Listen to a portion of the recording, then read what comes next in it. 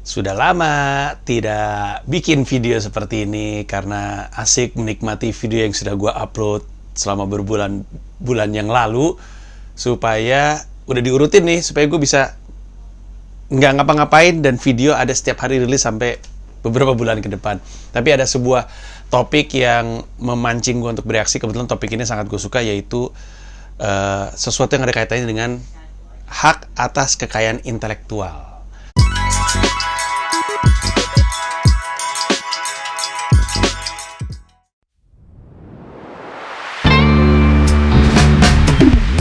Selamat datang di Komika Afterlife. Kopi Rantau Di sebuah acara aneh. Gak dong, aku masuk surga karena aku cinta sama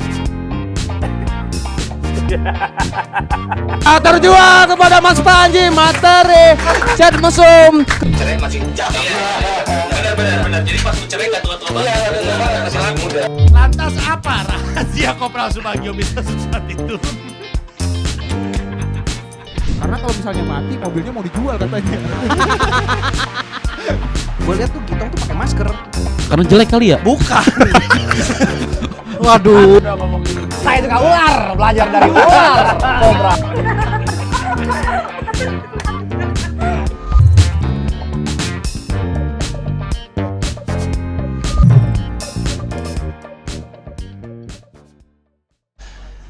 Nah, mari kita mulai dengan sesuatu yang terjadi terhadap gue pribadi. Gue lupa berapa minggu yang lalu ya, ada yang marah-marah ke kanal YouTube gue. Dia marah-marah karena kena copyright strike. Jadi kalau misalnya lu ngupload video YouTube gue, lu ngupload stand up gue, jadi misalkan gue ada stand up, terus lu bajak, lu taruh di YouTube lu gitu, dengan harapan lu dapat traffic ya, dapat subscriber, dan dapat AdSense, apalagi harapannya supaya buru-buru dapat AdSense. Itu tuh gue dapat laporannya di dashboard YouTube gue. Siapapun, pokoknya secara otomatis YouTube akan ngasih laporan. Gue bisa klik tuh di dashboard YouTube gue bahwa ada orang-orang yang melakukan copyright infringement atau pelanggaran terhadap hak cipta. Gue bisa lihat tuh video YouTube gue yang tahun berapa diupload dan segala macamnya. Nah, karena itu video YouTube gue, dan karena dia nggak minta izin sama gue, dan kebanyakan itu sebenarnya ya, yang sering terjadi itu adalah video-video yang gue nggak pengen ada di internet. Potongan-potongan dari stand up gue yang menurut gue nggak aman. Makanya gue nggak pengen dia berseliweran di internet karena malas kasus gitu. Kalau misalnya gue upload ke YouTube sebuah video, asumsi gue adalah ini beat aman lah, walaupun gue kecelek sendiri di kucing, tapi pokoknya beat yang gue rilis itu karena aman. Waktu itu ada yang DM sama gue, Bang, gue minta izin untuk ngupload video stand up lu di YouTube gue. Gue bilang, izin tidak lu dapatkan.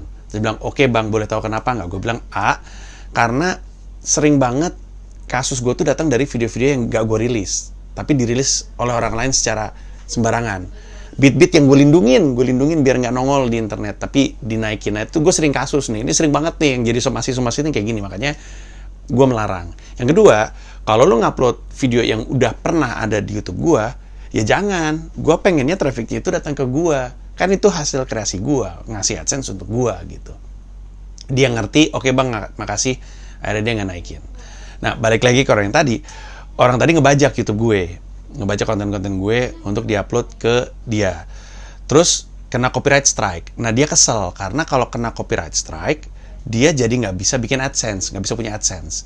Di YouTube tuh gitu, kalau sebuah kanal YouTube tuh terlalu sering upload yang bajakan dan sering kena copyright strike, sering di report gitu ya, dilapor bahwa dia ngebajak, dia jadi nggak bisa monetisasi YouTube-nya dia dan dia nggak bisa dapet duit. Dia marah-marah. Kenapa saya di copyright strike? Saya kan cuma pengen nyari AdSense dari ini gitu. Terus dia marah-marah segala macam. Terus dia ngomong-ngomong panjang lebar, terus dibalasnya tuh dia ngomong gini soalnya, kenapa sih lu nggak bilang dulu sama gue sebelum lu copyright strike gue? Kan gue bisa hapus sendiri. Terus gue nanya, kenapa lu nggak kepikiran untuk lapor ke gue sebelum lu ngupload video gue? Kalau lu bilang sama gue, ini lapor dulu dong kalau mau copyright strike. Kan gue bisa bilang, ya lu lapor dulu dong sebelum mau ngupload video gue. Lalu enak ngupload video gue nggak bilang-bilang gitu kan. Pas dibalas kayak gitu, Terus ada kalimat gini dari gue, enak banget lu, karya bukan karya lu, usaha bukan usaha lu nggak ikut mikir, lu nggak ikut bikin, lu nggak ngeluarin modal apa-apa, lu ambil hasil jerih payah gue, terus naikin untuk duit lu. Terus dia bales, ya siapa yang nyari AdSense? Padahal gue ada tuh, gue coba kasih lihat ya, padahal ada, dia bilang, gue kan cuma mau nyari AdSense, belakangan siapa yang nyari AdSense, gitu-gitulah. Tapi kesimpulannya apa? Kesimpulannya adalah banyak orang di Indonesia tidak paham hak atas kekayaan intelektual. Gue pernah lagi ada kejadian, ada orang bikin kaos. Orang ini tahu gue suka Star Wars, kalau nggak salah Star Wars deh konteksnya. Terus dia mention gue di Twitter, Mas mau beli kaos ini nggak? Mas Panji kan suka Star Wars. Terus gue suka, terus gue nanyanya tuh refleks, karena kan gue kuliah desain produk ya. Gue kan di desain produk tuh ada mata kuliah hak atas kekayaan intelektual, ada Pak Rizky Adiwilaga, masih hafal gue sampai sekarang nama dosennya. Terus refleks gue nanya, keren banget ini udah dapat izin belum untuk menggunakan karakternya? Tiba-tiba orangnya marah sama gue, dia bilang, Mas Panji tahu apa? Gue lupa persisnya seperti apa, intinya dia marah, dia nggak terima bahwa gue mempertanyakan apakah dia udah izin atas menggunakan karakter ini.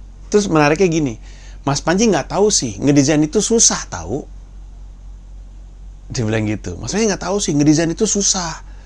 Makanya gue akhirnya begini gitu, akhirnya gue ambil karakter ini untuk supaya gue bisa menghasilkan duit. Terus gue bilang, kalau lu tahu desain itu susah, kenapa lu nyolong? Kan lu tahu, kan lu pengen bikin desain ya, abis itu lu susah. Ya berarti kan lu menghargai dong ketika orang lain bikin desain bagus, orang bikin karakter bagus gitu kan, lu hargai dong, kan lu tahu susah. Ketika ada sebuah karakter yang terkenal banget sehingga orang pada suka, berarti kan lu tahu, gila nih hebat banget ya, karena gue bikin desain juga gue susah. Dia bisa bikin desain, aduh apresiasi. Bukannya ngapresiasi, kenapa lu malah nyolong? Kan lu barusan bilang di Twitter, Bang Panji nggak tahu sih ngedesain itu susah. Ya kalau tahu susah kenapa lu colong gitu? Dan yang kedua gue bilang sama dia, gue tahu desain itu susah karena gue kuliahnya Fakultas Seni Rupa dan Desain, jurusan gue desain. Jadi gue tahu. Di antara begitu banyak orang, gue justru tahu, jadi lu ngomong sama orang yang salah. Bukan cuman itu, gue waktu itu pernah jadi pembicara untuk ngomongin pembajakan. Jadi gue, ini gue belum stand up nih, gue masih nge-rap, goks. Gue, Malik and Essentials, keliling ke sejumlah kota, kan Jakarta, sejumlah kampus. Beberapa kampus Jakarta, yang gue inget kampusnya ada Trisakti, Atma, gue lupa di mana lagi.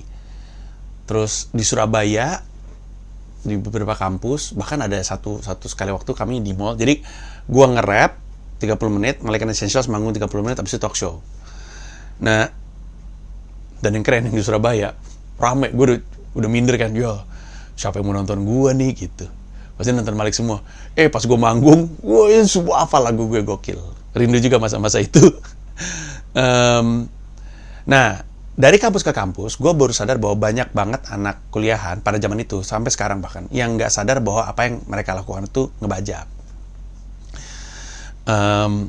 Kayak contohnya ada yang nanya gini, Bang, kalau mahasiswa nih nanya, Bang, kalau gue download dari 4Share, bajakan nggak gitu?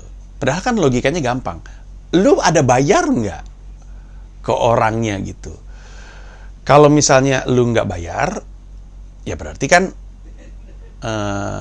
itu ngebajak gitu. Terus mungkin lu bilang, Spotify gue nggak bayar Bang, Spotify-nya udah bayar. Radio gue nggak bayar Bang, radionya udah bayar. Kan gue kerja di radio dari tahun 2000 sampai berapa tuh? Lebih dari 1 dekade. Semua radio yang lu tahu, mereka tuh udah bayar royalti atas lagu-lagu yang akan dimainkan. Makanya dulu radio swasta tuh awalnya bajakan. Nih, gue pernah bikin kok video di YouTube gue tuh ada banyak tentang pembajakan. Coba lu search YouTube Panji pembajakan, tuh ada banyak banget pembahasannya. Salah satunya gue bilang bahwa dulu radio itu ya, gelombang radio itu cuma dipakai sama pemerintah sama militer untuk propaganda. Lalu ada segerombolan orang, ini ada filmnya nih, segerombolan orang yang ngebajak frekuensi radio untuk mainin lagu-lagu rock and roll. Tapi mereka nggak bayar ininya, nggak bayar royaltinya.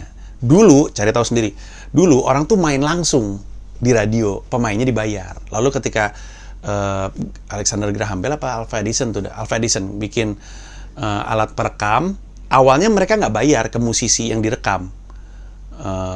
akhirnya bayar royalti. Tapi intinya radio tuh bayar royalti, Spotify juga udah bayar sama label, makanya juga sempat kasus.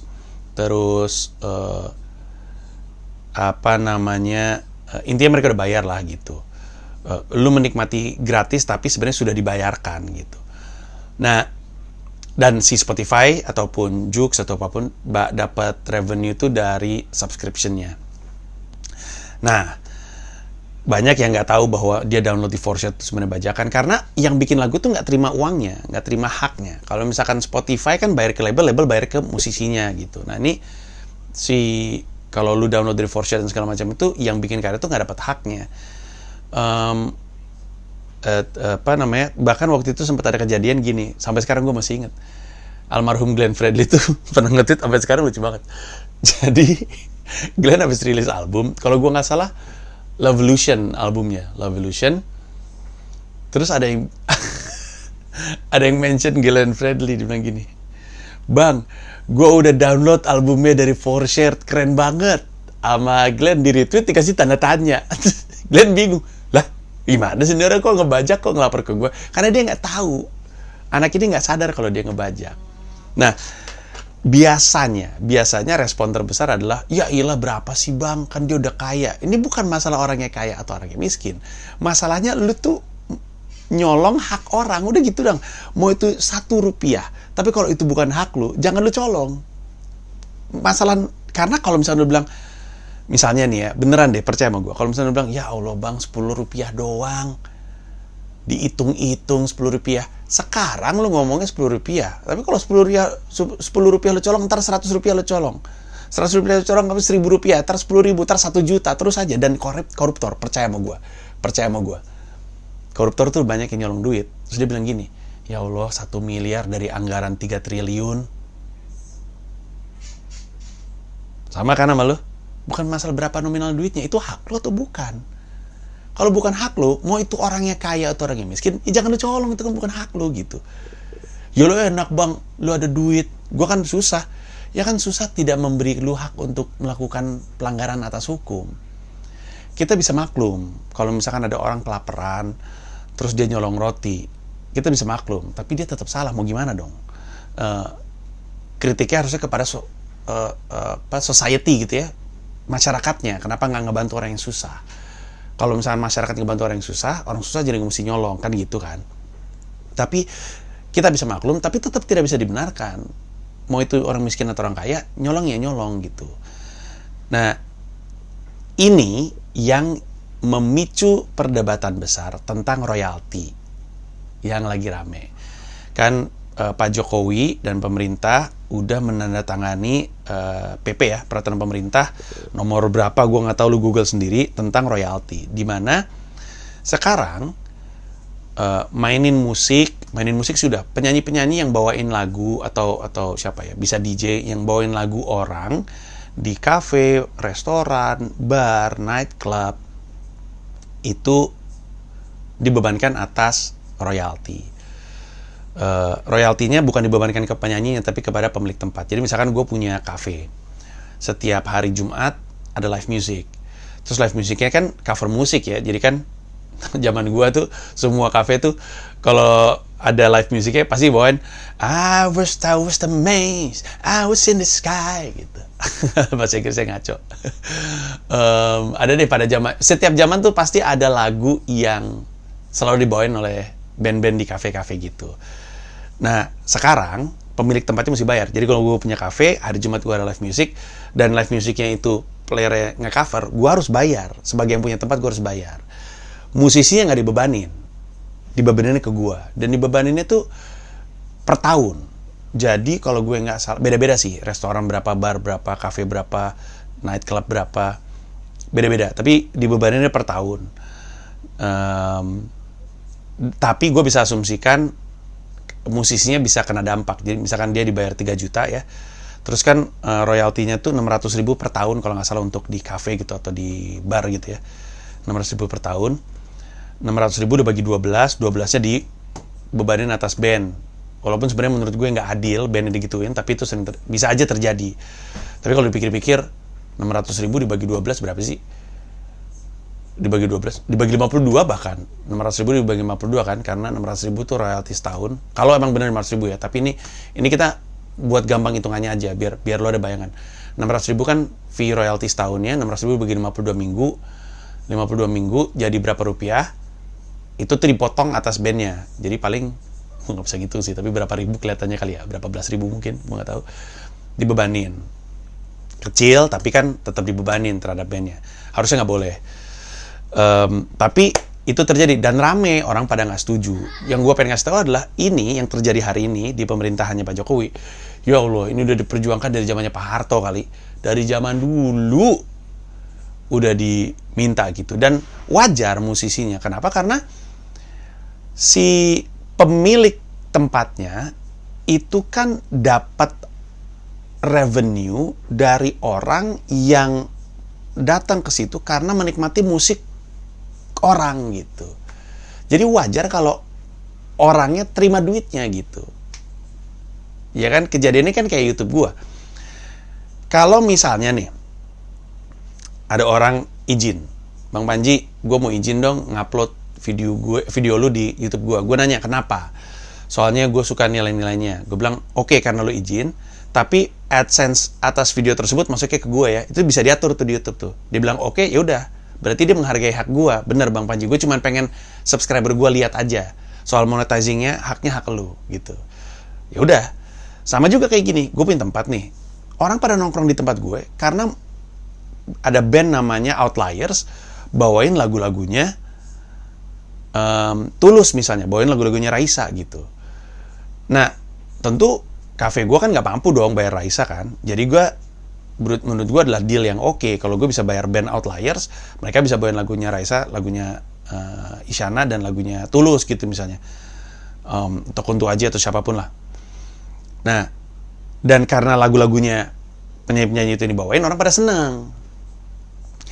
Tentu ada gubahannya band sendiri, dan band itu kan dibayar ya atas gubahannya gitu. Tapi lagunya tuh lagu Raisa dan segala macam ya, Tulus dan segala macamnya. Jadi wajar kalau Raisa dan Tulus tuh juga terima uangnya, karena gara-gara lagu yang dikompos oleh Tulus dan Raisa dan Isyana dan siapapun itu, orang itu mikirin segala macam, orang jadi pada datang dan betah gitu. Lu bisa dibayangin kan kalau Outliers ini bawain lagunya mereka, mungkin yang lagi di situ nggak senikmat itu. Orang gue tahu kok. Di beberapa tempat kalau kita lagi makan, penyanyinya bawain lagu Dewa gitu misalnya ya. Satu restoran tuh ikut baru ku sadari. Itu harusnya apresiasi diterima oleh yang punya lagu. Saking bagusnya itu lagu, satu restoran bisa ikut nyanyi. Restorannya happy karena orang pada nongkrong di situ minum-minum terus kan. Jadi selama ini hak atas kekayaan intelektual para pemilik lagu itu tuh nggak pernah nyampe ke pemilik lagunya. Padahal hasil cipta mereka tuh dinikmati sama orang yang ada di situ, sama orang yang bawain lagunya, sama orang yang punya tempatnya. Jadi, dan nggak gila-gila kan sebenarnya harganya kan, masih pelan-pelan gitu. Berapa tadi tuh, 600.000 dibagi. Ada banyak ya beritanya, lu cari tahu aja sendiri harganya ya, ada banyak gitu. Inilah maksud gue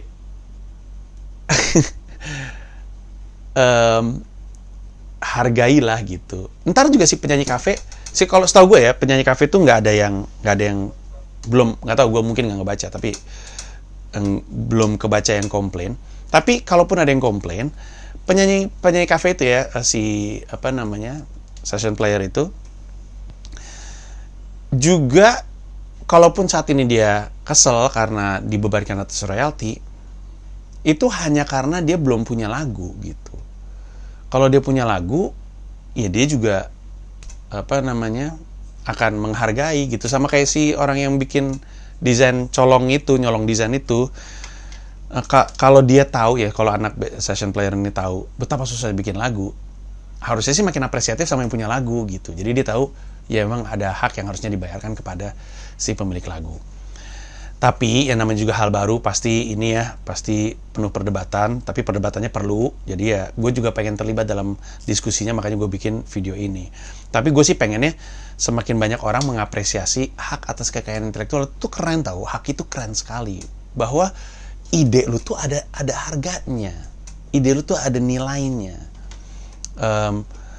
Makanya sempat ramai waktu itu kan soal re-upload di Instagram. Karena izin juga enggak. Apa namanya? Ngomong aja enggak gitu. Terus upload ke Instagram tertentu, Instagram tersebut banyak followers, abis itu dia jualan produk atau apa namanya, jadi influencer, terima duit. Lah terus stand up comedian yang dicorong joke-nya nggak dapat apa-apa. Padahal kan nulis joke itu susah. Kalau misalnya dibilang ya, karena waktu itu kan ada di YouTube, gue cari aja deh, gue sampai pusing sendiri, banyak bahasanya, tapi ada yang bilang, ya Allah bang joke doang. Ya, kalau emang joke doang ya bikin sendiri lah.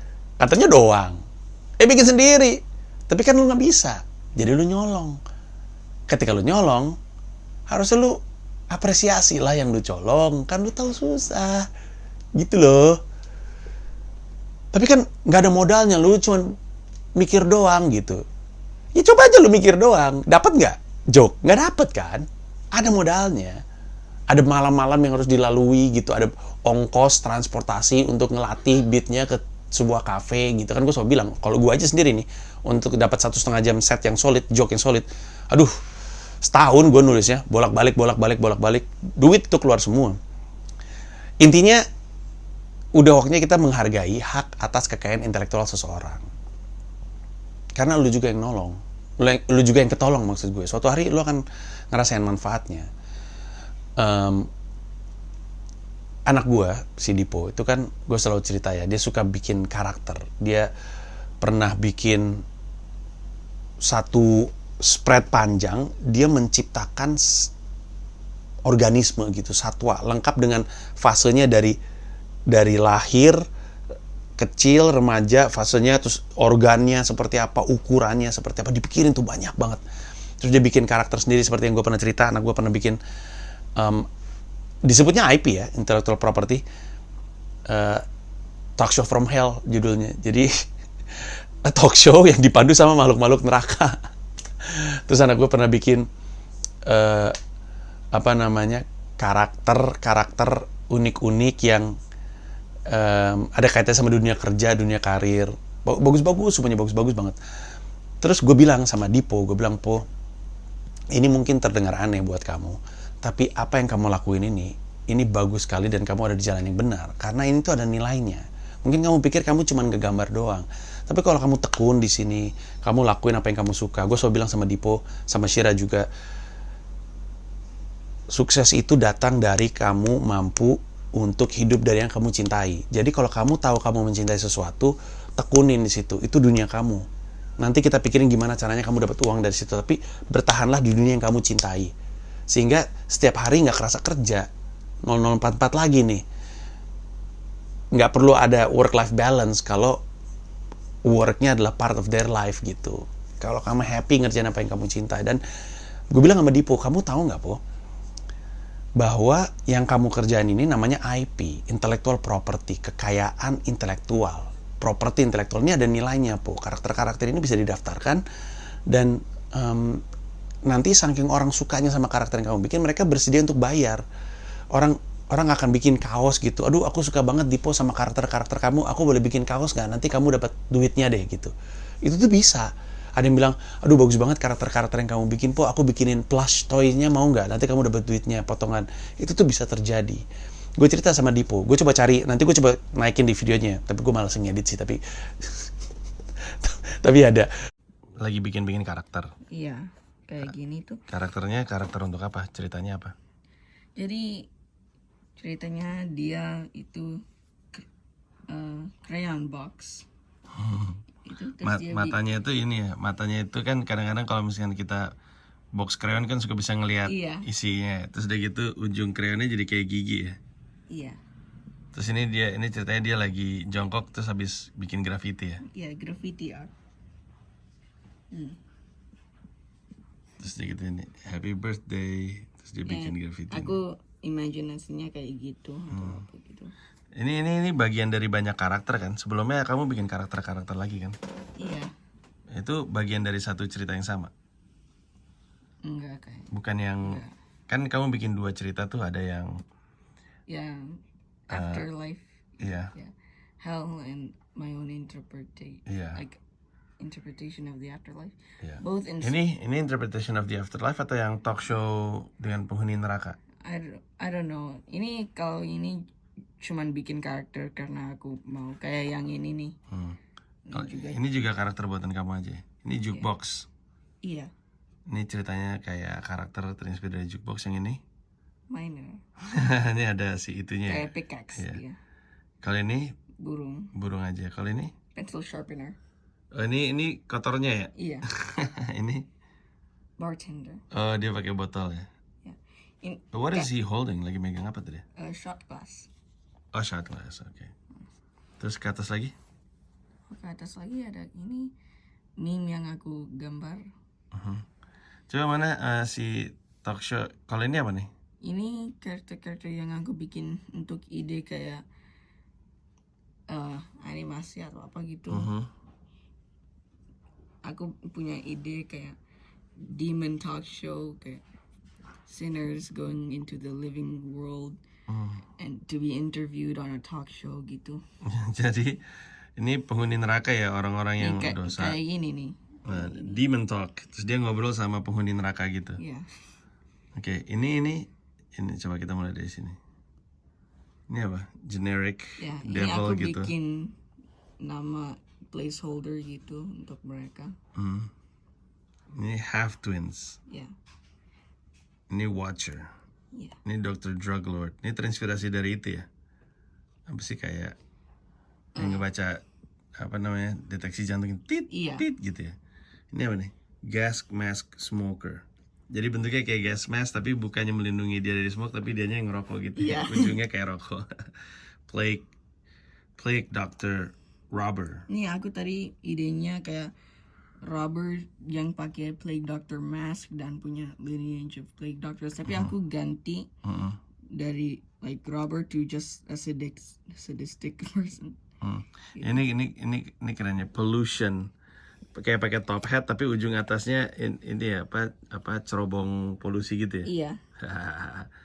Ant Queen, Black Widow, Fake Holiness. That's controversial. Ini menarik nih. Arson Baller. I didn't know how to spell it. Baller like playing basketball? Baller? No, I didn't like ball. Oh, like apa kayak maksudnya kayak dance ball Iya. gitu. Also for whatever BALL. reason I made this one gay. Yeah. And that's Yeah. not why he's a sinner. He's a sinner because he burned down a building and killed a bunch of people in the process. So being gay didn't make him went to jail, but burning Into houses. hell. into hell, yeah, that's what I mean. Terus dia pakai up kepalanya lilin ya, Iya. tapi pakai masquerade gitu ya. Iya. Lucu sekali. Terus ini semua badannya. Camera crew.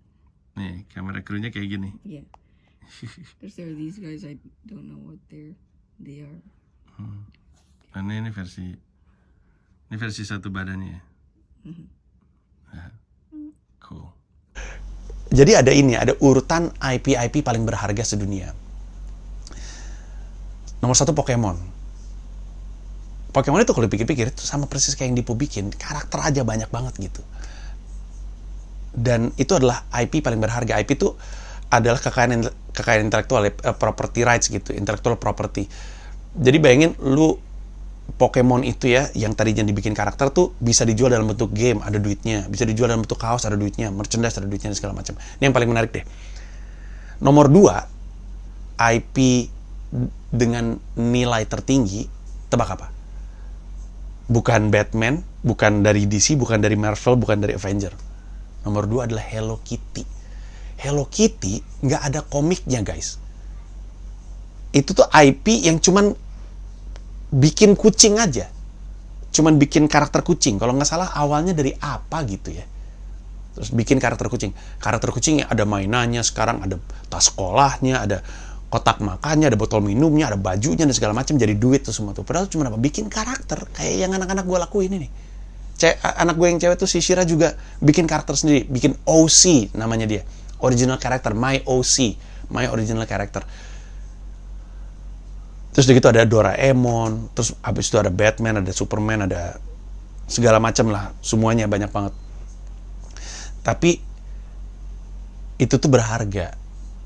Dan kalau kita ikut peduli, nanti anak-anak kita juga yang akan menikmati. Kalau kita ikut ngebangun negara yang peduli sama hak atas kekayaan intelektual, bahwa hasil dari jerih payah kreatif kita tuh ada nilainya, dan kita lindungi bahwa yang bikin tuh dihargai selalu, kapanpun, dimanapun, siapapun menghargai hasil kreativitas kita.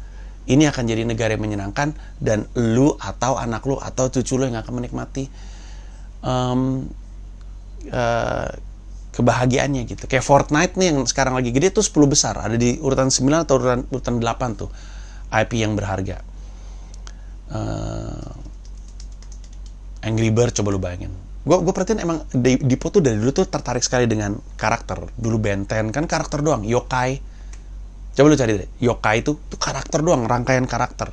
Ben 10 tuh karakter banyak banget, monster ini segala macam. Terus Pokemon Dipo juga suka banget, itu kan rangkaian karakter gitu. Star Wars juga karakternya banyak banget. Malah di Star Wars ya karakter favorit Dipo Jawas. Kocak ya. Orang mah apa gitu ya, Darth Vader, Chewbacca gitu. Luke Skywalker, Han Solo, dia sukanya Jawas. Tapi gue sih ngajak kita peduli sama hak atas kekayaan intelektual. Bahwa jerih payah kreatif orang tuh ada nilainya. Nggak bisa kita colong begitu aja. Bahwa lu ngambil untuk keuntungan lu, itu menandakan bahwa lu sebenarnya nggak bisa bikin. Kalau lu tahu lu nggak bisa bikin, ya hargain dong yang bisa. Hargain dengan memberi dia haknya. Jangan nyolong.